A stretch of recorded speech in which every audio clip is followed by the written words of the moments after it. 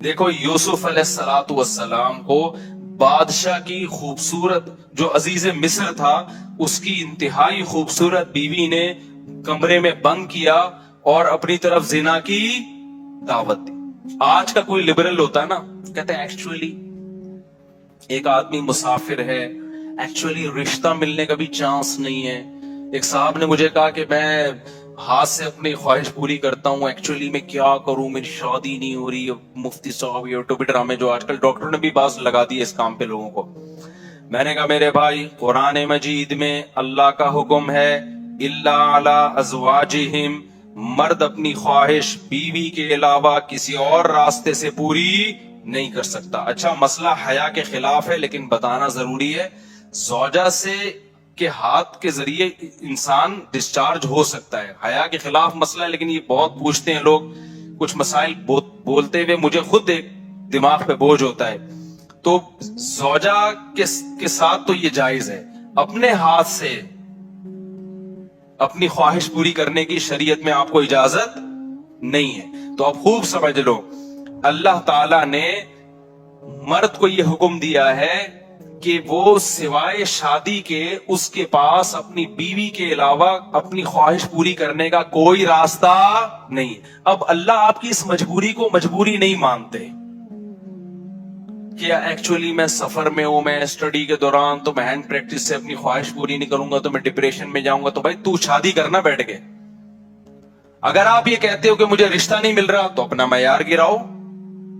آپ بولو کہ میرے اسٹینڈرڈ کا نہیں مل رہا تو اسٹینڈرڈ کیا کرو, بولو نا کم کرو. آپ اللہ میاں کا یہ حکم ہے, اپنا اسٹینڈرڈ کیا کرو, آپ کم کرو. یہ بھی قرآن میں ہے وَمَن لَّمْ يَسْتَطِعْ مِنكُمْ طَوْلًا أَن يَنكِحَ الْمُحْصَنَاتِ الْمُؤْمِنَاتِ فَمِمَّا مَلَكَتْ أَيْمَانُكُمْ. اللہ کہتے ہیں کوئی آزاد عورت شادی کے لیے خاندانی عورت نہیں مل رہی, کسی کی باندی سے شادی کر لو. عرب میں باندی کا لیول بہت کم ہوتا تھا اور اللہ نے فرمایا ذَلِكَ لِمَنْ خَشِيَ الْعَنَتَ مِنْكُمْ, جس کو زنا یا برائی کا خطرہ ہے نا وہ یہ کام کرے. تو کیا مطلب اللہ کیا حکم دے رہے ہیں, اپنا اسٹینڈرڈ کیا کرو, بولو نا گرا دو. اور یہ اللہ نے مرد میں خواہش نفس مسلط اس لیے کی ہے کہ نہ چاہتے ہوئے بھی شادی کرے. یہ اس لیے نہیں کی ہے کہ ہاتھ سے فارغ ہو کر اپنے آپ کو ٹھنڈا کر لے اور شادی 10 سال کے لیے مؤخر کر لے. یہ تو مسلط کی گئی ہے کیونکہ شادی کو اسلام نے آپ پہ نہیں چھوڑا, فطرت نے آپ پہ نہیں چھوڑا. ہم اور آپ پہ چھوڑا ہوتا تو ہم 50 سال کے ہو کے بھی نہیں کر رہے ہوتے. جو کام انسانیت کی بقا کے لیے ضروری تھا نا اللہ نے وہ ہمارے مشورے پہ نہیں. اللہ چاہتے ہیں کہ نسل بڑھے تو اس لیے یہ چیز اللہ نے مسلط کر دی ہے کہ لوگوں سے اللہ مشورہ نہیں لیں گے کہ ایکچولی آپ کو کرنی چاہیے کہ نہیں کرنی چاہیے. اللہ مسلط اتنی کر دیتے, آدمی کہتا ہے بھائی میرا دماغ پھٹ رہا ہے, میں برائی کی طرف جا رہا ہوں, میرے پاس کرنے کے علاوہ کوئی آپشن ہے نہیں, تو مسلط ہو جائے. کیوں, اس کا فائدہ کیا ہوگا, مجبور ہو کے آپ نکاح کرو گے, ایک دوسری عورت کو بھی آپ برائی سے بچا لو گے اور دونوں کے ملاپ سے اولاد ہوگی جو اللہ چاہتے ہیں کہ نسل بڑھے. یہ تو فیملی پلاننگ والے کہتے ہیں کہ نہیں بڑھے, لیکن اللہ نہیں مانتا ان چیزوں کو. نہیں آ رہی بات, میرا خیال ہے. تو یہ فطرت نے مسلط کی ہے.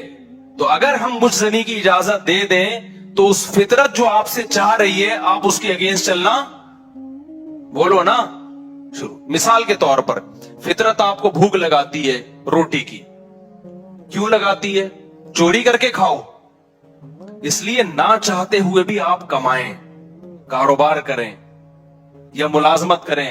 اس ملازمت کرنے سے کیا ہوگا, صرف آپ کو فائدہ نہیں ہوگا, آپ کے باس کو فائدہ ہوگا, اس کا بزنس چلے گا, اس کے بزنس چلنے سے لوگوں کو فائدہ ہوگا. تو یہ سب چیزیں ایک دوسرے سے کیا ہیں, لنک. آپ کو بھوک لگ رہی ہے, اسلام کہتا ہے آپ حلال طریقے سے کما کے کھاؤ. آپ کہہ رہے تھے میں نہیں کما رہا, جب بھوک لگے گی نا ٹائٹ تو آپ کمانے پر کیا ہوگے, مجبور. پھر آپ بزنس کرو گے, اس بزنس سے آپ کو بھی فائدہ ہوگا اور قوم کو بھی فائدہ. تو کچھ کام قدرت ہم پہ مسلط کر کے کرواتی ہے تاکہ لوگوں کو اس سے کیا ہو جائے, فائدہ, ہمارے نہ چاہتے ہوئے بھی فائدہ ہو جائے. لیکن آپ نے کیا کیا, ایکچولی میرے پاس چونکہ ارننگ کا کمائی کا ٹائم نہیں ہے, میں ایکچولی بہت بزی ہوں, میں بہت بڑا سائنسدان بننا چاہتا ہوں. آج کل ٹوپی ڈرامے جو چل رہے ہوتے ہیں, تو میں اگر کماؤں گا تو پھر ایکچولی تو میں بھیک مانگنا شروع کر دیتا ہوں یا میں چوری کر کے کھانا. میں کیا کروں بھائی, میں اسٹڈی ہے, کل میرا پیپر ہے یار, मैं कमाऊं क्या, तो मैं चोरी करूंगा। चोरी करने से क्या होगा, पेट भर जाएगा। डॉक्टर कहेगा कि आपके विटामिन सारे पूरे हो गए हैं। जिस मुफ्ती ने कहा था चोरी नहीं करो, वो आपकी सेहत बर्बाद करना चाह रहा था। जैसे डॉक्टर जो मुर्जनी नहीं करते ना, उनको यही कहते हैं मुफ्ती लोगों के चक्कर में नहीं पड़ो, ये तुम्हें डिप्रेशन का मरीज बना देंगे। कोई बात नहीं, अपने आप को हाथ से फारिग कर लिया करो, इससे डिप्रेशन क्या हो जाएगी, खत्म। ओ भाई, इससे इसकी डिप्रेशन खत्म होगी, कौम की डिप्रेशन बढ़ेगी, औरतों की डिप्रेशन बढ़ेगी, मर्द उनसे शादियां टाइम पे नहीं करेंगे। जैसे बढ़ रही है डिप्रेशन, वो भी जिना की तरफ जाएंगी, वो भी हाथ से, और जो गंद हमारी सोसाइटी में फैल रहा है, और नस्ल की कमी का जरिया बनेगी। बहुत सारे साइड इफेक्ट होंगे इसके। तो फितरत आप पे भूख मुसल्लत करती है, ना चाहते हुए भी आप रोटी कमाओ, इम्तिहान को मुअख्खर कर दो, क्योंकि रोटी कमाने की फिक्र जरूरी है, उससे दूसरों को भी रोटी मिलेगी, उसको भी बिजनेस मिलेगा। तो फितरत जो बेसिक जरूरतें हैं ना, वो हमसे नहीं पूछती, वो हम पे मुसल्लत कर देती है। तो सही आदमी होगा, सही डॉक्टर होगा, वो क्या कहेगा, यार भूख लग रही है ना, पढ़ाई को एक तरफ रख, तो ऐसा कर, कुछ कमा यार, कुछ साइड बिजनेस कर ले। उस बिजनेस से फिर कौम को क्या होना शुरू हो जाएगा, फायदा। अगर फ्री फोकट में मिलना शुरू हो जाए तो वो सारा सेटअप क्या हो जाता है। तभी तो मैं इसके खिलाफ हूं, ये जो दस्तरखान लंबे लंबे बिछाए हुए होते हैं, अमीर गरीब का फर्क किए बगैर खिला रहे होते हैं। इसका नुकसान ये है कि लोग अपाहज बन जाते हैं, फिर मुलाजमत करना छोड़ देते हैं, मजदूरी महंगी हो जाती है, क्योंकि मजदूरों को जब फ्री में इतना मिल रहा होता है, वो कहते हैं अब हमें जरूरत क्या। हाँ, कहीं ऐसे मजदूर हो जिनकी दिहाड़ियां कम हो, एक अलग बात है। तो आप समझे, इस्लाम और दीन फितरत एक ही चीज के दो नाम है। तो अल्लाह मियां ने जब हुक्म दे दिया हमें कि तुम्हारे पास निकाह के अलावा कोई रास्ता नहीं है, तो इट मीन्स अब कोई रास्ता नहीं। अगर किसी को लत पड़ चुकी है तो तौबा करे, आदत छोड़ने की कोशिश करे वो।